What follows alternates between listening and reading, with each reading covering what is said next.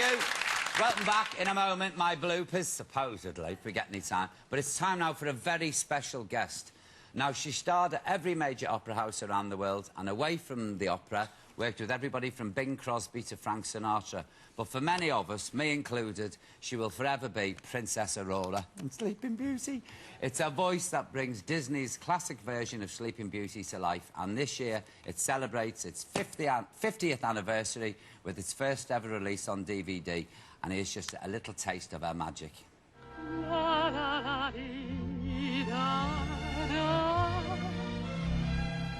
No, I'm really not supposed to speak to strangers, but we've met before. I know you, I walked with you once upon a dream.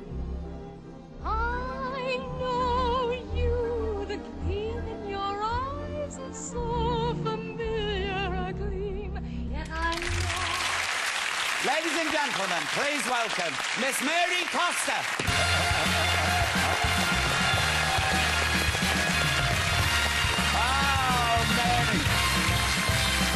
What a joy. Seriously, what a joy. Please go. Mary, this is Katie, Louis. Hello, Louis. I'm so glad to know you. I am so excited. Oh, you are? Oh, Mary. I'm a huge Disney fan, seriously. And after Snow White, for me, Sleeping Beauty is my favourite animation. I'm looking at you because you look like the prince. I think I'm more like Maleficent. No, you're not. Do you know what I think must be wonderful? This is a film that will enchant generations forever. It will go on and on and on forever.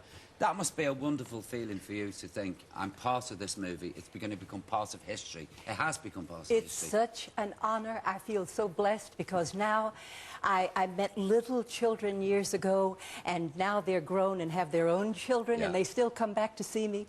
It's been so wonderful. It truly has. Do you know, I used to get my sister's children when it was on in the cinema. I'll take the kids to see Sleeping Beauty. I used to say to the kids, a peep out of it and you're finished. How did you get the part of Princess Aurora? I am originally from Knoxville, Tennessee, and of course, when you sing, you don't sing with an accent. Yeah.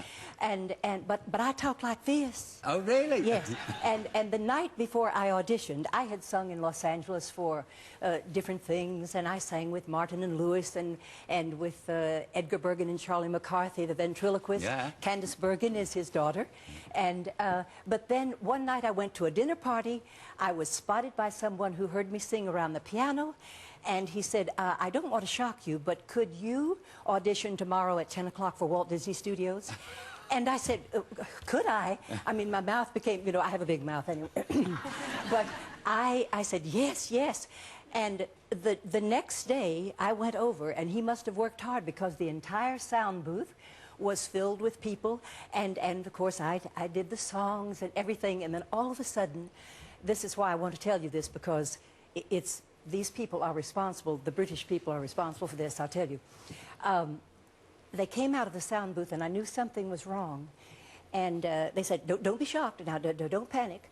But we just were a little concerned about your accent. And I said, what accent?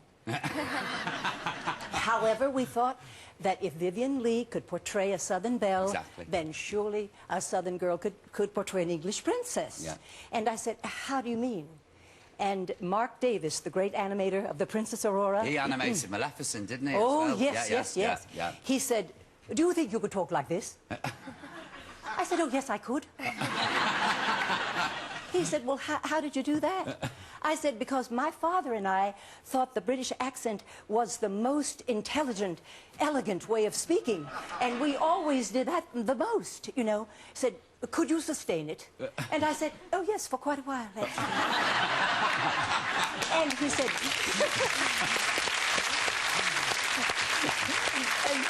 And so he said, just let us write a script because Mr. Disney would like for you to do the speaking voice also. So they went away for about 10 minutes, prepared a script, and I looked it over, and he said, could you raise it higher? I said, oh, yes, any way you want it, actually.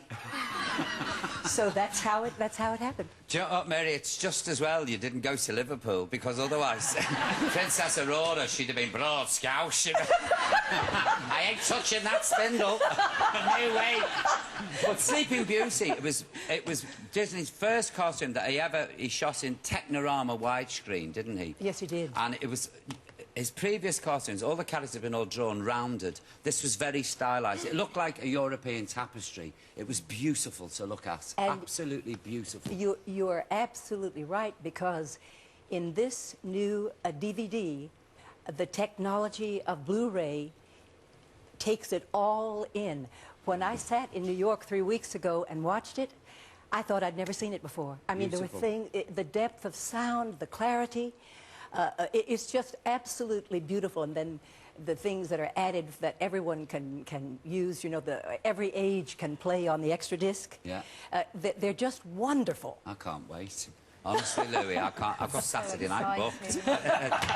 Me and Sleeping Beauty. How long, Mary, did you work on the film for? Because it was quite a long process, wasn't it, getting it together? You know, Walt Disney adored this film. I think it was probably his favorite. Yeah. He loved Tchaikovsky.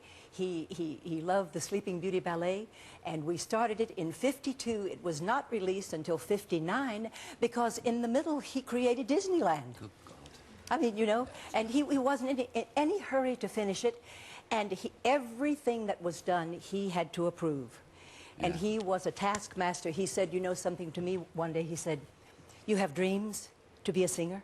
I said, "Yes, I do." "Dreams start with a D?" I said, "Yes." "You have to have 3 more D's to make that work. Dedication, determination, and discipline. If you leave one out, it won't work." It's true, though, isn't it? Absolutely, Katie. Remember this, Louis? We agree. Amazing. We agree totally. I'm so excited because I used to live in Georgia in Eastern Europe, and in the time when it was still communist, the Sleeping Beauty film came out, and I was like 5, 6 years old, and it was just so magical. Yeah. So I'm in awe. I am, like, Casey. I am, seriously. I'm like, when I got told Mary Costa's coming on, Princess Aurora, Princess Aurora. Seriously, it's such a, you know, it's such a treat. It really is. It's such a great thing, I think, to be. That's it for me. That's the ultimate act, to be a voice in a Disney animation. That is it for me. That's so sweet. Will you allow me to say something to Katie? Yeah, sorry, Katie? yeah. I know. I just wanted to tell her Yeah. something. I think your music is superb. Walt Disney would have adored you because you're a unique artist. You're not a copy of anyone else. That's a huge compliment. Wow. Thank you so much. Oh, thank you. I'm all Disneyed up now.